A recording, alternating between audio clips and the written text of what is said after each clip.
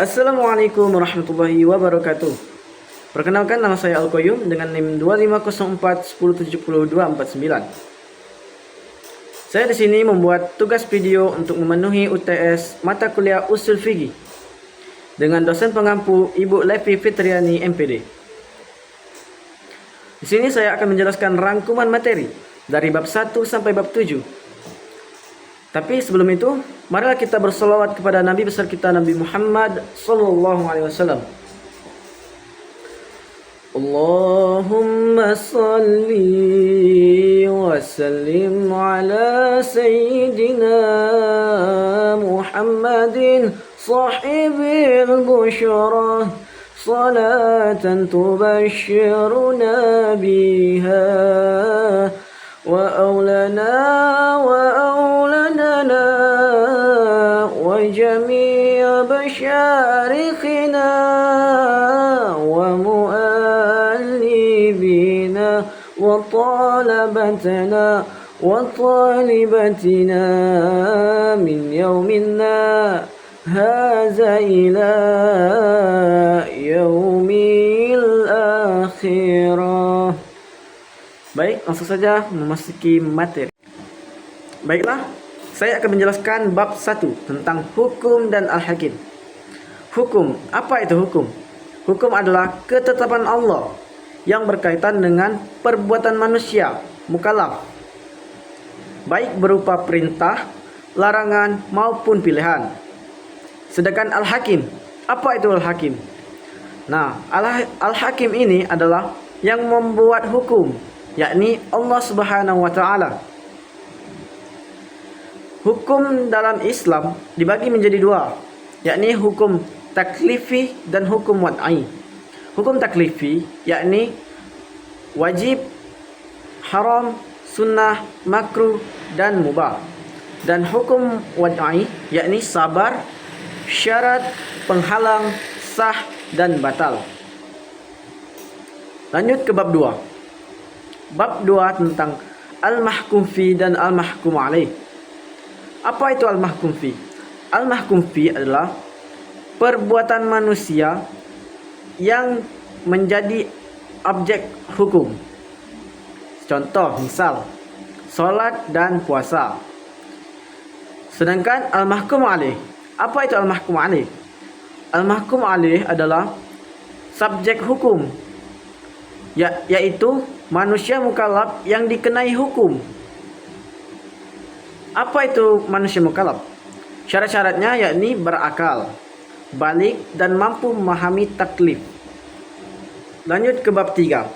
Bab 3 membahas tentang Al-Quran dan As-Sunnah. Al-Quran, sumber hukum utama dalam Islam, yakni wahyu Allah kepada Nabi Muhammad sallallahu alaihi wasallam.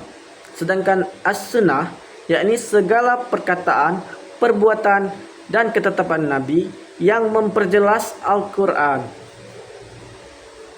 Nah, keduanya ini menjadi dasar pondasi dalam penetapan hukum Islam. Lanjut ke bab 4. Bab 4 membahas tentang al-ijma' dan qiyas. Apa itu al-ijma'? Al-ijma' adalah kesepakatan ulama mujtahid setelah wafatnya Nabi Muhammad SAW dalam menentukan suatu masalah atau hukum. Sedangkan qiyas, apa itu qiyas? Qiyas adalah menetapkan hukum perkara baru dan membandingkan dengan perkara yang lama yang memiliki ilat atau sebab hukum yang sama. Lanjut ke bab 5. Bab 5 membahas tentang al-ijtihad, pengertian, syarat dan macamnya. Pengertian al-ijtihad adalah upaya sungguh-sungguh seorang mujtahid dalam menetapkan hukum dari dalil yang sudah ada. Syarat-syarat mujtahid yakni yang pertama menguasai Al-Quran, dan yang kedua bahasa Arab, yang ketiga usul fikih, dan yang keempat memenuhi tujuan syariat. Lanjut ke macam-macam ijtihad. Yang pertama ada ijtihad individu dan kolektif atau jama'i. Lanjut ke bab 6. Bab 6 membahas tentang al-istihsan. Apa itu? Istihsan adalah meninggalkan hukum kias yang umum dengan hukum lain yang lebih kuat demi kemaslahatan. Ini untuk menghindari kesulitan dan memberikan kemudahan dalam hukum. Seperti dalam kaidah usul fikih yang berbunyi al-masyaqqatu tajlibut taysir. Setiap kesusahan atau kesulitan pasti ada kemudahan. Lanjut yang terakhir, bab 7 tentang al-maslahah mursalah. Al-maslahah mursalah adalah penetapan hukum berdasarkan kemaslahatan umum yang tidak disebutkan dari dalil, tetapi tidak juga bertentangan secara syariat Islam.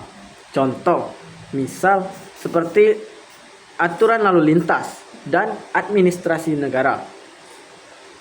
Jadi, kesimpulan dari ketujuh bab ini menjelaskan tentang dasar-dasar penetapan hukum Islam dalam usul fikih, mulai dari Al-Quran dan Sunnah, metode penetapan ijma', qiyas, ijtihad, hingga pendekatan kemaslahatan seperti istihsan dan maslahah mursalah. Semua bertujuan untuk mewujudkan hukum yang adil, relevan, dan membawa kemaslahatan bagi umat manusia. Sekian dari saya.